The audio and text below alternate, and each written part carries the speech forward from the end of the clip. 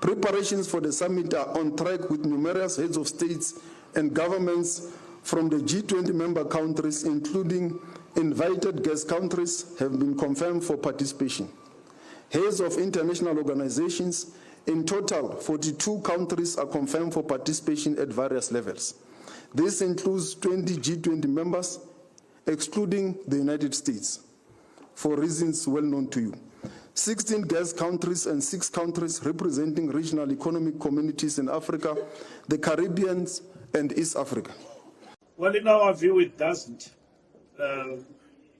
G20 will be attended by all countries of the G20, except for the United States that have declared that none of its representatives will actually come to the G20. Countries that have,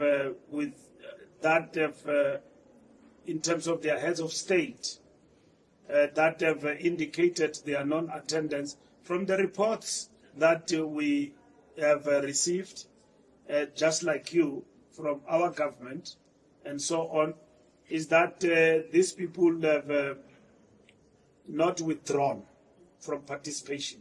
So non-attendance of the head of state, for whatever reasons, is not equal to non-participation in the G20 by the country. You will remember that there have been different working groups.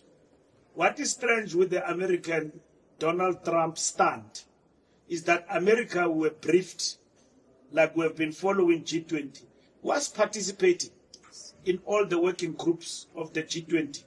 The only thing they did not come to is Rubio. He did not come to the opening meeting of foreign affairs ministers. And then now they are not coming to take their baton, because G20 from here is going to the United States of America. But in between that, we have been briefed that officials of the United States have been participating in the different working groups. So you may find that another head of state is not coming for whatever reason, and so on in terms of the G20, but it does not mean that the country is boycotting. But equally, we will urge our government to communicate fiercely against propaganda and the misinterpretation of some of this non-attendance by heads of state, so that we close the gap of misinformation in this particular regard and explain G20 as the host for what it is. So many things are happening in the country and non-attendance. I've not heard a single voice of the South African government saying why these things are happening. No consistent communication. Our government is not communicating. They are treating things like it's business as usual. And yet we are hosting a G20.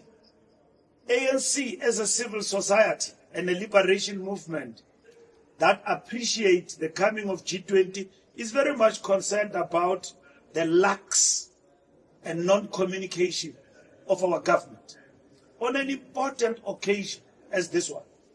Because that president of Argentina, the day he decided he's not coming, and then the other one from Mexico, and all of that, and probably the other one, and the other one, they need to explain. I'm not government.